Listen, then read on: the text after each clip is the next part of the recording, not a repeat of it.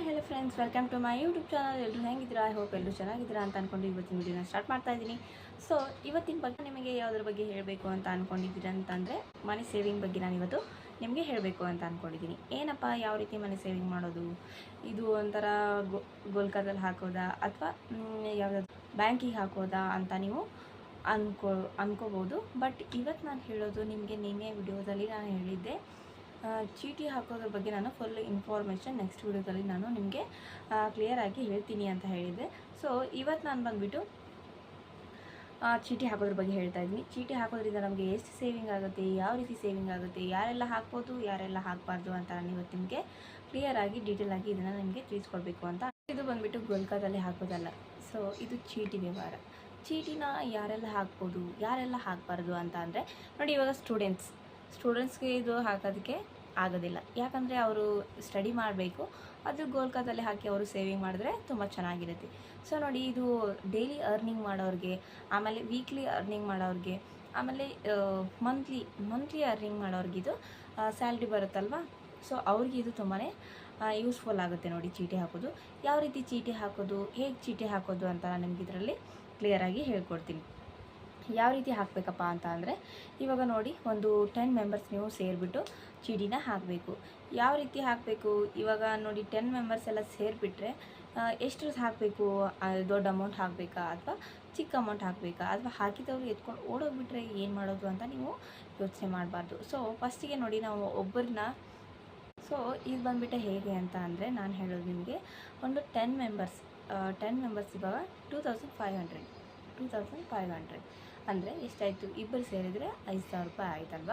So ಈ ರೀತಿ ನೀವು 10 ಮೆಂಬರ್ಸ್ ಸೇರಿಬಿಟ್ಟು ಅಮೌಂಟ್ನ, ಇವಾಗ ನಾವೇನು ಮಾಡ್ತೀವಿ, 10 ಮೆಂಬರ್ಸ್ ಸೇರಿಬಿಟ್ಟು 2500 ಅಂದರೆ 2500 ರೂಪಾಯಿ ನಾವು ತುಂಬಬೇಕು. 2500 ತುಂಬಿದ್ರೆ, ನಾವು 10 ಜನ ಸೇರಿ 2500 ತುಂಬಿದ್ರೆ ತಿಂಗಳಿಗೆ ಎಷ್ಟಾಗುತ್ತೆ? 25,000 ಆಗುತ್ತೆ. ಒಂದು ಚೀಟಿ ಬಿದ್ದರೆ ನಮಗೆ ಎಷ್ಟು ಅಮೌಂಟ್ ಸಿಗುತ್ತೆ? 25,000 ನಮಗೆ ಸಿಗುತ್ತೆ. ಸೊ ಅದೇ 5,000 ನಾವು ಹಾಕಿಬಿಟ್ಟು ಚೀಟಿ ಹಾಕಿದ್ರೆ ಎಷ್ಟು ಸಿಗುತ್ತೆ? ನಮಗೆ 50,000 ಸಿಗುತ್ತೆ. ಈ ರೀತಿ ನಾವು ಚೀಟಿನ ಹಾಕಬೇಕು. ಬಟ್ ಏನು ಮಾಡಬೇಕು ಚೀಟಿ ಹಾಕಬೇಕಾದ್ರೆ ಅಂತ ಅಂದರೆ, ಇವಾಗ ನೀವು 10 ಮೆಂಬರ್ಸ್ ಇರ್ತೀರಾ. 10 ಮೆಂಬರ್ಸಲ್ಲಿ ನೋಡಿ, ಇವಾಗ 10 ಮೆಂಬರ್ಸಲ್ಲಿ ನಾವು ಏನು ಮಾಡಬೇಕು ಅಂತ ಅಂದರೆ, ಇವಾಗ ಪದೇ ಚೀಟಿ ಹಾಕಿ ತೂರಿ ಯಾರಿಗೆ ಬರುತ್ತೋ ಅವ್ರನ್ನೇ ಇದು ಮಾಡೋದಕ್ಕಿಂತ, ಇವಾಗ ಒಂದೇ ಸಾರಿ ನಾವು ಇವಾಗ ಚೀಟಿ ಹಾಕಬೇಕು ಅಂತ ಎಲ್ಲರೂ ಸೇರಿಬಿಟ್ಟಿರ್ತೀವಿ ಅಲ್ವಾ. ಸೊ ಅವಾಗ ಏನು ಮಾಡಬೇಕು ಗೊತ್ತಾ? ಎಲ್ಲ ಚೀಟಿನ ಹಾಕಿಬಿಟ್ಟು, ಇವಾಗ ಫಸ್ಟ್ ಯಾರ್ದು ಹೆಸರು ಬರುತ್ತೋ ಅದನ್ನ ಬರೆದ್ಬಿಟ್ಟು, ಈ ಮಂತ್ ಇವ್ರದ್ದು, ನೆಕ್ಸ್ಟ್ ಮಂತ್ ಇವ್ರದ್ದು, ಆಮೇಲೆ ಇವ್ರದ್ದು ಅಂತ ನಾವೆಲ್ಲ ಕೌಂಟ್ ಮಾಡ್ಕೊಂಬಿಟ್ಟು, ಆಮೇಲೆ ಏನು ಮಾಡಬೇಕು, ಇವಾಗ ನೆಕ್ಸ್ಟ್ ಚೀಟಿ, ಇವಾಗ 1ನೇ ಚೀಟಿ ಇವ್ರಿಗೆ ಬಿತ್ತಲ್ವ. ಸೊ ಅವರಿಗೆ ಎಲ್ಲ ಸೇರಿ ನಾವು ಅಮೌಂಟ್ನ ಕೊಡ್ತೀವಿ. 2ನೇ ಚೀಟಿ ಹಾಕಿ ಹೆಸರು ಬರಿತೀವಿ. 10 ಜನದ್ದು ನಾವಿಲ್ಲಿ ಹೆಸರು ಬರಿತಾ ಹೋಗಬೇಕು. ಆಮೇಲೆ ಇಲ್ಲಿ ಫಸ್ಟ್ ಯಾರ್ದು ಬೀಳುತ್ತೆ ಅದರ ಹೆಸರು, ಇವ್ರು ಫಸ್ಟ್ ಬಿದ್ದವ್ರದ್ದು ಹೆಸರು ಬರಿಬೇಕು, ಸೆಕೆಂಡ್ ಬಿದ್ದವ್ರದ್ದು ಆಮೇಲೆ ಹೆಸರು ಬರಿಬೇಕು, ಆಮೇಲೆ ಥರ್ಡ್ ಬಿದ್ದವ್ರದ್ದು ನಾವು ಹೆಸರನ್ನ ಬರಿಬೇಕು. ಈ ರೀತಿ ನಾವು 10 ಮೆಂಬರ್ಸು ಯಾರ್ದು ಬರುತ್ತೋ ಅವರದು ಬರಿಬೇಕು. ಸೊ ಈ ರೀತಿ ನಾವು ಚೀಟಿ ಹಾಕಿ ಮತ್ತು ಯಾರ್ದು ನೇಮ್ ಬರುತ್ತೋ ಅವ್ರನ್ನ ಹೆಸರನ್ನ ಬರೆದ್ಬಿಟ್ರೆ, ಸೊ ಅದೇನಾಗುತ್ತೆ, ಇವತ್ತು ಈ ತಿಂಗಳಿಗೆ ಇವ್ರದ್ದೇ ಚೀಟಿ ಬಿದ್ದಿದೆ. ಸೊ ನಾವು ಅಮೌಂಟ್ನ ಎಲ್ಲ ಇವ್ರಿಗೆ ಕೊಡಬೇಕು. ಈ ತಿಂಗಳು ನಾವೆಲ್ಲ ಸೇರಿಬಿಟ್ಟು ಏನು ಮಾಡಬೇಕು, ಅವ್ರಿಗೆ ಅಮೌಂಟ್ನ ನಾವು ಕೊಡಬೇಕು. ಸೊ ನಾವೇನು ಮಾಡ್ತೀವಿ, ಇವಾಗ ಚೀಟಿ ಈ ನೆಕ್ಸ್ಟ್ ಮಂತ್ ಬರುತ್ತಲ್ವ, ಆವಾಗ ನಾವೇನು ಮಾಡಬೇಕು, ಹೌದು ಇವತ್ತು ನಾವು ಇವ್ರಿಗೆ ಚೀಟಿ ಇವ್ರದ್ದಿದೆ ಅಂತ ನಾವು ಅದನ್ನ ನೆನ್ಪಿಟ್ಕೊಂಡ್ಬಿಟ್ಟು ಹೋಗಿ ನಾವೆಲ್ಲ ಅಮೌಂಟ್ನ ಸೇರಿಸ್ಬಿಟ್ಟು ಅವ್ರಿಗೆ ಕೊಡಬೇಕು. ನೆಕ್ಸ್ಟ್ ಥರ್ಡ್ ಮೆಂಬರ್ ನಾವೇ ಆಗಿರ್ತೀವಿ. ಸೊ ಎಲ್ಲರೂ ಸೇರ್ಕೊಂಡ್ಬಿಟ್ಟು ಆ ಅಮೌಂಟ್ನ ನಮಗೆ ಕೊಡ್ತಾರೆ. ಸೊ ನಮಗಿವಾಗ ಅದು ಅರ್ಜೆಂಟ್ ಇತ್ತಪ್ಪ ಅಂತಂದರೆ ನಾವು ತೊಗೋಬೋದು. ನಮಗಿವಾಗ ಅದು ಅರ್ಜೆಂಟ್ ಇಲ್ಲ ಅಂತ ಅಂದರೆ, ಯಾರು ಪಾಪ ಅರ್ಜೆಂಟ್ ಇರುತ್ತೋ ನಾವು ಅವ್ರಿಗೆ ಕೊಡ್ಬೋದು. ಅದೇ ನೋಡಿ, ನಮಗೆ 1 ಮಂತಿಗೆ ನಾವು ಅದನ್ನು 25,000 ನಾವು ಕಾಣ್ತೀವಿ ಅಲ್ವಾ. ಸೊ ನಾವು ಅದನ್ನು 2,500 ಅಂದರೆ ಮಂತ್ಲಿ ದುಡಿಯೋರಿಗಿದು ಅಷ್ಟೊಂದು ಹೆವಿ ಅಂತ ಅನಿಸಲ್ಲ. ಸೊ ಇದು ತುಂಬ ಚೆನ್ನಾಗಿದೆ ಚೀಟಿ ಹಾಕೋ ವ್ಯವಹಾರ. ಮತ್ತು ಇದು 5,000 ಬಂದುಬಿಟ್ಟು ನೋಡಿ, ತುಂಬಾ ಚೆನ್ನಾಗಿದೆ. ಇದು 5,000 ಮಾಡಿದ್ರೆ ನೀವು ಚೀಟಿ ನಿಮ್ಮದು ಬಿದ್ದರೆ 10 ಮೆಂಬರ್ಸ್ ಅಂದರೆ ಒಂದು 10 ತಿಂಗಳಾಗುತ್ತೆ. ಅಲ್ಲಿವರೆಗೂ ನೀವು ತುಂಬ್ತಾನೆ ಹೋಗಬೇಕಾಗತ್ತೆ. ಸೊ ನಿಮಗೆ ಎಷ್ಟಾಗುತ್ತೆ? 50,000 ಆಗುತ್ತೆ. ಒಂದೇ ಸಾರಿ ನಿಮಗೆ ದೊಡ್ಡ ಅಮೌಂಟ್ನ ನಿಮಗೆ ಕೈಯಲ್ಲಿ ಸಿಗುತ್ತೆ. ಅದೇ 2,500 ತುಂಬಿದರೆ ಒಂದು 25,000 ನಿಮಗೆ ಸಿಗುತ್ತೆ. ಅದು ನಿಮಗೆ ದೊಡ್ಡ ಅಮೌಂಟೇ. ಸೊ ನೀವು ಅರ್ಜೆಂಟ್ ಇದ್ದಾಗ ನೀವು ಬಂಗಾರನ ತೊಗೋಬೇಕು ಅಂತಿರ್ತೀರಾ, ಅಥವಾ ಮಕ್ಕಳ ಸ್ಕೂಲ್ ಫೀಸ್ ತುಂಬಬೇಕು ಅಂತಿರ್ತೀರಾ, ಆವಾಗ ನಿಮ್ಮ ಹತ್ರ ಅಮೌಂಟ್ ಇರೋದಿಲ್ಲ. ಆವಾಗ ನೀವು ಈ ರೀತಿ ಚೀಟಿ ವ್ಯವಹಾರನ ಮಾಡಿದ್ರೆ, ಬಟ್ ಒಳ್ಳೆ ಕಡೆ, ಒಳ್ಳೆ ರೀತಿ, ಒಳ್ಳೆ ಜನ ಕಡೆ ನೀವು ಚೀಟಿ ವ್ಯವಹಾರನ ಮಾಡಬೇಕು. ಅದು ಇವಾಗ ಒಂದು ಇದು ಏರಿಯಾ ಅಂತ ಇರುತ್ತಲ್ಲ, ನಿಮಗೆಲ್ಲ ಗೊತ್ತಿರೋರು ಸೇರಿ ನೀವು ಮಾಡಿದ್ರೆ ಅದು ಚೆನ್ನಾಗಿರುತ್ತೆ. ಸೊ ಇವಾಗ ಅವ್ರು ಬಾಡಿಗೆ ಮನೇಲಿದ್ದಾರೆ, ಅವ್ರ ಜೊತೆ ನಾವು ಚೀಟಿ ಹಾಕಿದರೆ ಅವರು ಎಲ್ಲ ತೊಗೊಂಡು ದುಡ್ಡು ಬಂದ ತಕ್ಷಣ ತೊಗೊಂಡು ಹೋಗಿಬಿಟ್ರೆ ಸೊ ಅದು ಪ್ರಾಬ್ಲಮ್ ಆಗುತ್ತೆ. ಇವಾಗ ಎಲ್ಲರೂ ಇಲ್ಲೇ ಇರ್ತೀವಿ, ನಾವು ಇದು ಸ್ವಂತ ಮನೆ, ಇಲ್ಲಿ ಚೀಟಿ ಹಾಕ್ಬೋದು, ಹೌದು ಇವರೆಲ್ಲ ನಂಬಿಕಸ್ಥರು ಅಂತ ನಾವು ನಂಬ್ಕೊಂಡ್ಬಿಟ್ಟು ಅವ್ರ ಮೇಲೆ ನಾವು ಚೀಟಿನ ಹಾಕಿದ್ರೆ ಸೊ ಅದು ಚೆನ್ನಾಗಿರುತ್ತೆ.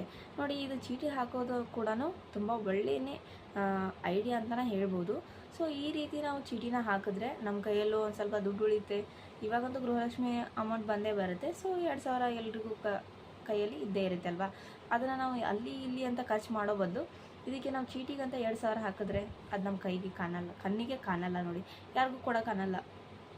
ನಾವು 2,000ನ ಚೀಟಿ ಹಾಕೋದು, ಆಮೇಲೆ ಅದು ನಮಗೆ ದೊಡ್ಡ ಅಮೌಂಟ್ ಆಗಿ ನಮಗೆ ಕೈಗೆ ಸೇರುತ್ತೆ. ಸೊ ಈ ರೀತಿ ಒಂದು 10 ಮೆಂಬರ್ಸ್, ಇಲ್ಲಾಂದರೆ 10 ಜನ, ಇಲ್ಲಾಂದರೆ 12 ಜನ, 15 ಜನ, ನೀವು ಎಷ್ಟು ಜನ ಆಗ್ತಿರೋ ಅಷ್ಟು ಲೇಟ್ ಆಗುತ್ತೆ. ಸೊ ನೀವು ಕಡಿಮೆ ಜನ ಆದರೆ ನಿಮಗೆ ಕಡಿಮೆ ದಿನದಲ್ಲೇ ನಿಮಗೆ ಅಮೌಂಟು ಸಿಗುತ್ತೆ. ಸೊ ನಿಮಗೆ ಅಂದರೆ ಲಾಸ್ಟ್ ಡೇಯಲ್ಲಿ ನಿಮಗೆ ಆ ಚೀಟಿ ಹೆಸರು ಬಂದರೆ ಸೊ ನಿಮ್ಮದು ಲೇಟ್ ಆಗೋಗುತ್ತೆ. ಅದೇ ನಿಮ್ಮದು ಸೆಂಟ್ರು ಇಲ್ಲಾಂದರೆ 1 2 3 ಈ ರೀತಿ ನಿಮ್ಮದು ಹೆಸರು ಬಂದುಬಿಟ್ರೆ ನಿಮಗೆ ಯೂಸ್ಫುಲ್ ಆಗುತ್ತೆ. ಸೊ ಈ ರೀತಿ ಚೀಟಿ ಹಾಕೋದು ಕೂಡ ತುಂಬಾ ಒಳ್ಳೆ ಕೆಲಸನೇ ಅನ್ಬೋದು ಇದನ್ನು. ಯಾಕಂದರೆ ನೋಡಿ, ಇವಾಗ ಚೀಟಿ ಹಾಕೋದ್ರಿಂದ ನಮಗೆ ಹೆಲ್ಪ್ಫುಲ್ ಆಗುತ್ತೆ.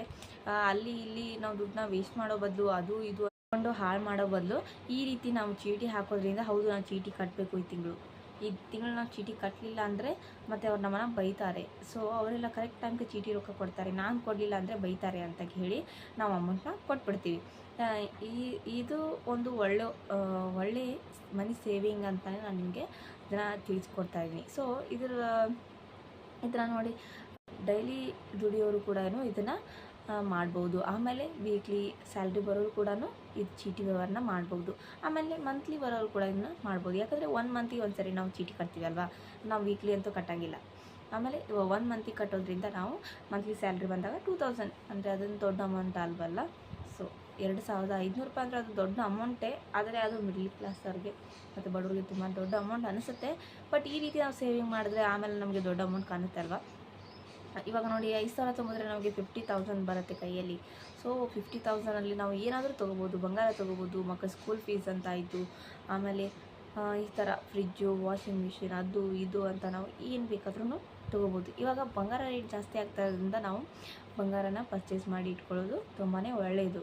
ಸೊ ಇದೊಂದು ಸಿಂಪಲ್ ಆಗಿರೋಂಥ ಟಿಪ್ಸ್ ನಿಮಗಿದು ಯೂಸ್ ಆಗುತ್ತೆ ಅಂತ ಅಂದ್ಕೊಂಡಿದ್ದೀನಿ. ಸೊ ಯೂಸ್ ಮಾಡಿ ನಿಮ್ಗೆ ಹೇಗೆ ಅನಿಸುತ್ತೆ ಅಂತ ನನಗೆ ಕಮೆಂಟ್ ಮಾಡಿ ತಿಳಿಸಿ. ಸೊ ನನ್ನ ಚಾನಲ್ನ ಇನ್ನೂ ಯಾರೆಲ್ಲ ಸಬ್ಸ್ಕ್ರೈಬ್ ಮಾಡ್ಕೊಂಡಿಲ್ವೋ ಪ್ಲೀಸ್ ಸಬ್ಸ್ಕ್ರೈಬ್ ಮಾಡ್ಕೊಳ್ಳಿ. ನಾನು ಮಾಡೋ ವಿಡಿಯೋ ಇಷ್ಟ ಆದರೆ ಲೈಕ್ ಮಾಡಿ, ಶೇರ್ ಮಾಡಿ, ಕಮೆಂಟ್ ಮಾಡಿ ಅಂತ ಕೇಳ್ಕೊತಾ ನಿಮ್ಮ ಫ್ರೆಂಡ್ಸ್ಗೂ ಫ್ಯಾಮಿಲಿಗೂ ಕೂಡ ಶೇರ್ ಮಾಡಿ. ಆಮೇಲೆ ಇನ್ನೂ ಯಾರು ಸಬ್ಸ್ಕ್ರೈಬ್ ಮಾಡ್ಕೊಂಡಿಲ್ವೋ ಪ್ಲೀಸ್ ಸಬ್ಸ್ಕ್ರೈಬ್ ಮಾಡ್ಕೊಳ್ಳಿ. ಈ ವಿಡಿಯೋ ನಿಮಗೆ ಇಷ್ಟ ಆಗಿದೆ ಅಂತ ಅನ್ಕೋತೀನಿ.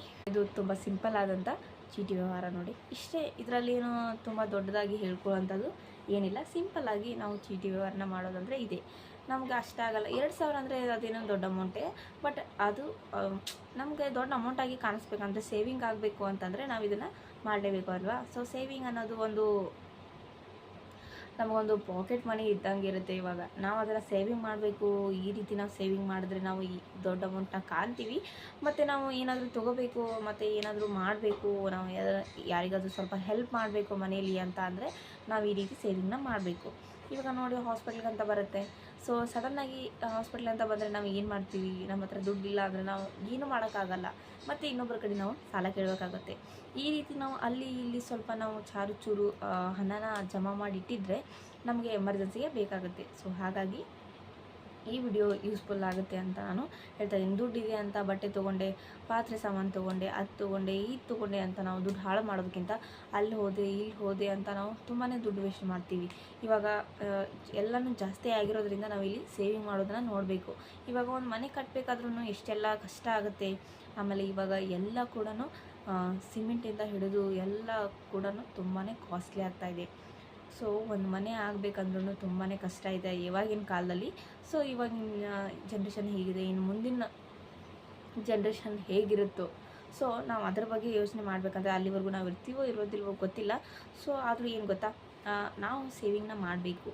ಇವತ್ತಿರ್ತೀವೋ ನಾಳೆ ಇರಲ್ವೋ ಅಂತ ನಾವು ತಿಂದು ಕುಡಿದು ಎಲ್ಲ ಹಾಳು ಮಾಡಿಬಿಟ್ರೆ ಹೆಲ್ತು ಚೆನ್ನಾಗಿಲ್ಲ ಅಂದರೆ ಹಾಸ್ಪಿಟಲ್ ತೋರಿಸ್ಬೇಕಂದ್ರೆ ನಾವು ಇನ್ನೊಬ್ಬರ ಹತ್ರ ಸಾಲನ ಕೇಳಬೇಕಾಗುತ್ತೆ. ಸೊ ಹಾಗಾಗಿ ನಾವು ಸ್ವಲ್ಪ ಸೇವಿಂಗ್ನ ಮಾಡಿದ್ರೆ ನಮಗೂ ಒಳ್ಳೆಯದು, ನಮ್ಮ ಮನೆಯವ್ರಿಗೂ ಒಳ್ಳೆಯದು ಅಂತ ಹೇಳಿ ನಾನು ಇದ್ರ ಬಗ್ಗೆ ನಿಮಗೆ ಒಂದು ಚಿಕ್ಕದಾಗಿ ಟಿಪ್ಸ್ನ ಕೊಡ್ತಾಯಿದ್ದೀನಿ. ನಿಮ್ಗೆ ಇಷ್ಟ ಇದ್ದರೆ ನೀವು ಇದನ್ನು ಟ್ರೈ ಮಾಡಿ, ಇಲ್ಲಾಂದರೆ ಮಾಡೋದಕ್ಕೂ ಹೋಗಬೇಡಿ. ಸೊ ನಾನು ಮಾಡೋ ವಿಡಿಯೋ ನಿಮ್ಗೇನಾದರೂ ಇಷ್ಟ ಅಂತ ಅನಿಸಿದ್ರೆ ಕಮೆಂಟ್ ಮಾಡಿ ತಿಳಿಸಿ, ಲೈಕ್ ಮಾಡಿ, ಶೇರ್ ಮಾಡಿ, ಕಮೆಂಟ್ ಮಾಡಿ ಅಂತ ಹೇಳ್ತಾ ಇವತ್ತಿನ ವಿಡಿಯೋನ ಇಲ್ಲಿಗೆ ಮುಗಿಸ್ತಾ ಇದ್ದೀನಿ.